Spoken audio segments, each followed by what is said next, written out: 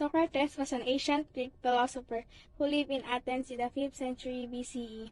He was one of the three greatest figures of the ancient period of Western philosophy, a legendary figure even in his own time. He was admired by his followers for his integrity and insight. Socrates of Athens is one of the most famous figures in the world history for his contributions to the development of ancient Greek philosophy, which provided a foundation for all Western philosophy. He is known as the father of Western philosophy for this reason. He was originally a sculptor who seems to have had a number of other occupations, including soldier, before he was told by the oracle at Delphi that he was the wisest man in the world. In an effort to prove the oracle wrong, he embarked on a new career of questioning those who were said to be wise, and in doing so proved the oracle correct. Socrates was the wisest man in the world because he did not claim to know anything of importance.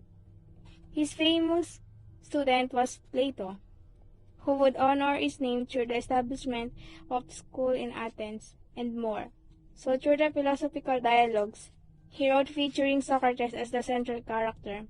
Whether Plato's dialogues accurately represent Socrates' teachings continued to be debated, but a definitive answer is unlikely to be reached. The mind remains one of the science's greatest mysteries. It looks to be so dissimilar to other physical substances that throughout most of history people assumed it wasn't physical material at all. Many early thinkers held that mind-body dualism was true. This implies that they believed the mind is made up of a distinct substance other than the brain, a substance that came in addition to this physicalism or materialism. Is the belief that the mind is made of the same substances as the brain, or that is made of substance that obeys the rules of physics. Socrates believed that he had a mission to seek after wisdom. He died being faithful to that mission. He attempted to find a stable and certain truth and a wisdom that would serve as a guide for life. He attempted to lead others to real insight. He wanted to persuade others to look into themselves, to seek wisdom and virtue, and to care for their noblest possession, their soul, before all else. He attempted this even at his trial and in his final days and hours. He used the dialectical method as a midwife to ideas to lead others to knowledge, truth, and virtue. He used the dialectical process to arrive at universal definition. Plato would develop the explanatory schema in which the universal definition is attainable due to a process of recollection through which all people can gain knowledge of what is within them, their minds, from birth. Socrates himself believed in the universality of the inner rational being. He believed that the unexamined life is not worth living. The best manner to examine that life is through reasoning, which employs dialectical methods of inquiry. Socratic method developed by the Greek philosopher Socrates. The Socratic method is a dialogue between the teacher and the students, instigated by the continual probing questions of the teacher, in a concerted effort to explore the underlying beliefs that shape the students' views and opinions. For Socrates, the key to a virtuous life was a knowledge of the good, and this links ethics with epistemology. If one knew the good, one would choose it. One always chooses the best of the options available. The question was, what is the good? What is the best? Virtue would depend on knowledge. And knowledge itself is a virtue, but knowledge of the good and of virtue was necessary for the good life. Socrates believed that no one does wrong voluntarily. Evil is the result of ignorance. If people knew what was the right thing to do, they would do it. We always choose what we think is the best or good for us. So, if someone chooses to do what we think is wrong, then that person made a mistake and must be educated to see the error. They mistook evil for the good. Do you agree? Why or why not?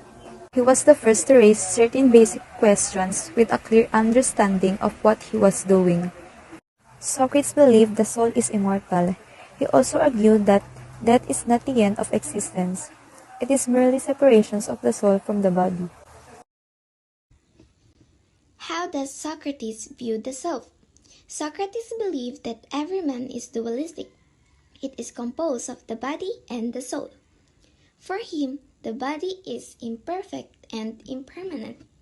It means that our body has flaws and we are not perfect.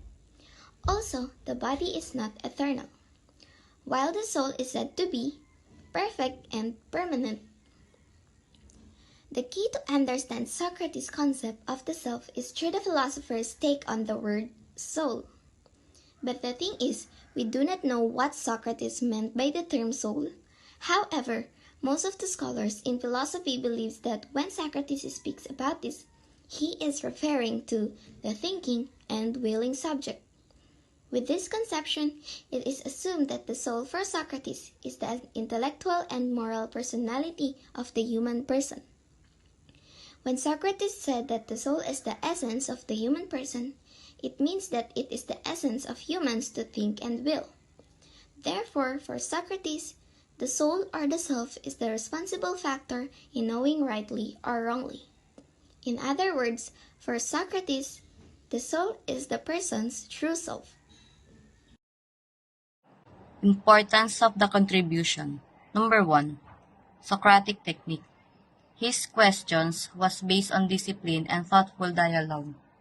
Number 2. Philosophical beliefs. Socrates was famous for posing questions and not supplying an answer, preferring others to form their own conclusions. Number 3. Socratic paradoxes. I know that I know nothing professes to his own lack of knowledge. Number 4. Learning. Bad behavior was the result of ignorance. Number 5. Righteousness. Socrates focused on ethics and morality in many of his teachings. Number 6. Governmental issue. Socrates' resistance to the vote-based system is often disputed. Number 7. Better to suffer an injustice than to commit one. Socrates goes on to say that if you do commit a crime against another, it is better to seek punishment than evade it, because punishment will cleanse or purify the spirit. All of these ideas are defined and expressed most visibly in Socrates' most famous statement, "The unexamined life is not worth living." But what does he mean about this? Life is all about decision-making, journeys, and discoveries.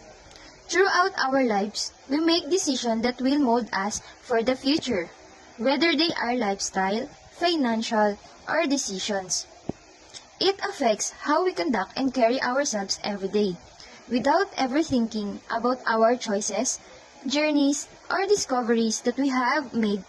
Unexamined life allows us to reflect on the past, look forward to the future, and thrive at the moment we are living within. And for us to attain the good life, we need to examine our life. Finally, one's true self for Socrates should not be identified on what we possess, what we hold, our reputation, and our body in this existence. One's true self is the statement of the soul. That is the person's inner being that determines the quality of life. It is not in the materials, things that make life meaningful, but the knowledge and wisdom from one's perspective. Therefore, the true self is one that is lived in accordance with knowledge, wisdom, and virtue.